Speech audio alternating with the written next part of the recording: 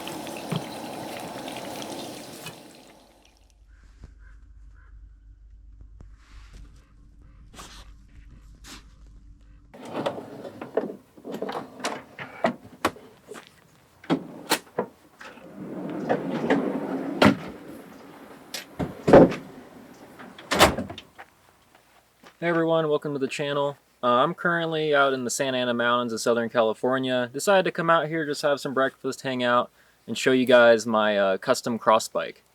Hopefully it goes good today. Today's the first day I've ever seen the Forest Service out here grading the road, so hopefully my mic can take care of that. But let's cut the chit chat, let's get straight to the video, and I will get the bike out for you.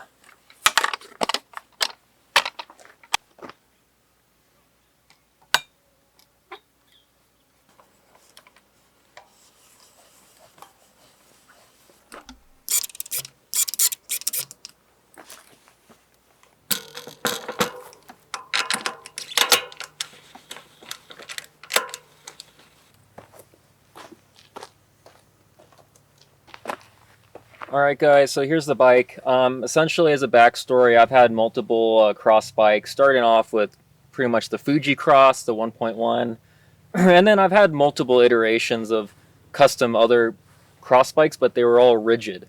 The thing that I didn't like about that is when I'm riding these local trails, which is mostly fire road, and previously until now ungraded, I've never been a fan of full rigid gravel bikes. The overall experience isn't that fun. There's a lot of impacts, and just overall, if you're doing like a 20-minute fire road descent, even if it is graded and it's pretty mild, it's going to really wear out your arms and especially your hands, just having to deal with all the abuse and have all that force just being transmitted straight into your hands. It's not enjoyable.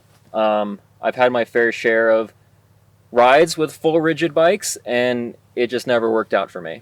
So what makes this bike unique is it's essentially a drop bar hardtail or cross-country bike.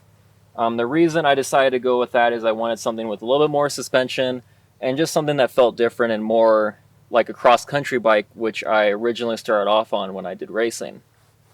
So the frame itself is a specialized Chisel frame.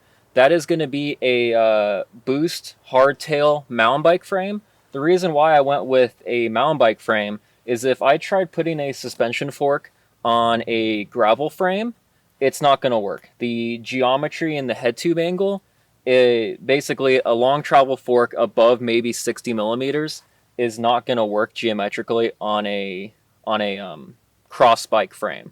You're going to have the rake is going to be too much, and you're going to be almost like a chopper. And when it comes to doing fast maneuvers or just downhill descents in general, having a kind of wonky front end like that isn't going to work. Now, if you do have a gravel bike that is a hardtail, or sorry, that is a rigid, you can still put a suspension fork on it.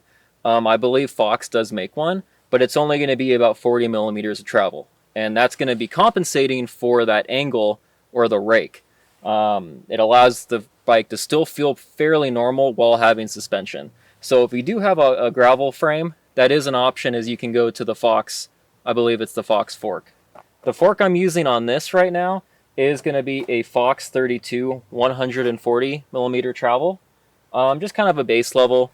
This is actually going to be a non-boost front, but it is a boost in the rear. So 100 mil axle width in the front, 148 in the rear.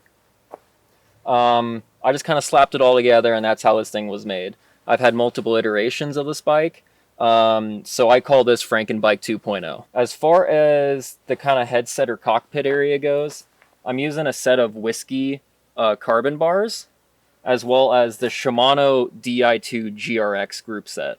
So that's going to be Shimano's gravel-oriented set of shifters for their electronic shifting. This allows me to use a wide range of different combinations of components, I guess you could say. The reason I went with the Shimano GRX is that I can match it with a XT Di2 rear derailleur.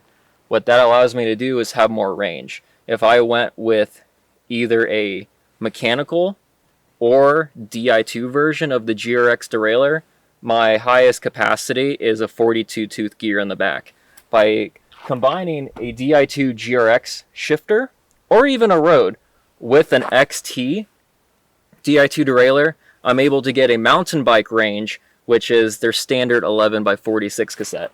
So I was able to squeeze 4 more teeth out of this by mix and matching multiple series of components together. If you want to do something similar with SRAM, you would just use their Axis derailleur with their version of Bluetooth shifting, essentially, or wireless shifting. Back to the cockpit, I've mixed and matched multiple parts together. I've combined 2 different S-Works or specialized stems in order to be able to use their proprietary mounting setup, which is typically found on the specialized Venge, but by combining 2 of their stems together, I was able to get that to work on a non-Venge bike, which is their racing bike, essentially. I have the bar end for the Di2 controllers in the bar end here. The opposite side is my WolfTooth dropper post actuator. That is really nice. I'm a big fan of that. The wheels are going to be custom built. I built these. These are going to be Stan's Grail hoops, which is their gravel hoop, but these are 32 hole. Most gravel bikes come with either 24 or 28 hole wheels. 28, in my opinion, is fine, but when you get between 24 and 28, both of those, if you use those heavily on a dirt road or just rocky conditions that take a lot of impacts, especially on a rigid bike, you are going to run into a lot of out-of-true and like loose spoke issues. So you're going to have to true your wheels fairly frequently if you do run lower spoke count wheels, unless if they're going to be like a super high-end wheel set like maybe NVs or i9s. That's just why I went with going that 32 hole, especially boost, gives me the ability to have a stiffer wheel that's more durable and stronger and easier to true. Just less problems in general. So this is kind of a debated topic. I've committed a sin in the bike industry. I've combined the lowest end Shimano crank they make with the highest end chainring they make. So essentially it's a Derailleur base level crank boost version with a 38 tooth XTR chainring. The chainring is actually the biggest I can put on currently. It's a 38 tooth. If it was any bigger, it would be contacting the frame, so that just kind of works. 38 tooth is kind of perfect size I've found for myself for the kind of riding that I do. It's actually a 12-speed chainring being used on an 11-speed drivetrain. I've been using this for a year, and I've had 0 issues with it, no shifting problems or dropping the chain. So 12-speed chain rings do work with 11-speed. So that happened to work. The pedals are just kind of your standard Crankbrother candy pedals. aesthetically, they just work. That's why I went with them. Also with the crank, I found that the higher end versions of the Dior crank or even the XT, they don't. I'm not really a fan of the newer designs, so that's why I went with the base level Dior.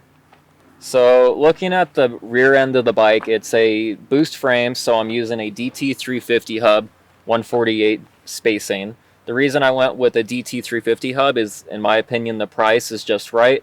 It's super easy to work on, and you can configure it in almost any way you want. Every single one out of the box, you can convert it to quick release or to true axle, whichever works for you. And you can also pull out the free hub body and switch it out to multiple different engagement options, I guess you could say. Currently, I have the highest capacity one right now. I think it's a 52 point engagement. That's what I'm currently using. And I tell you, it sounds amazing.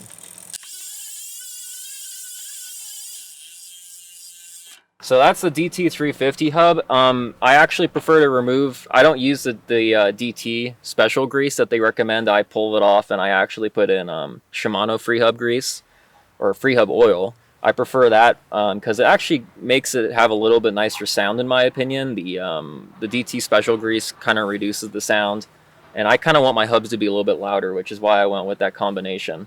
As far as the derailleur goes, that is going to be a Shimano XT Di2 Derailleur.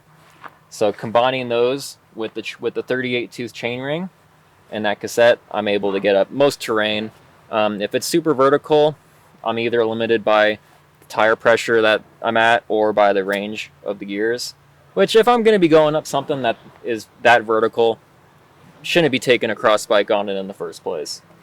Again, if you guys have any questions about this or you want to know some more information about doing your own custom build, let me know in the comments. I'll be actively going through those, and if you have any questions, let me know and I'll be answering those.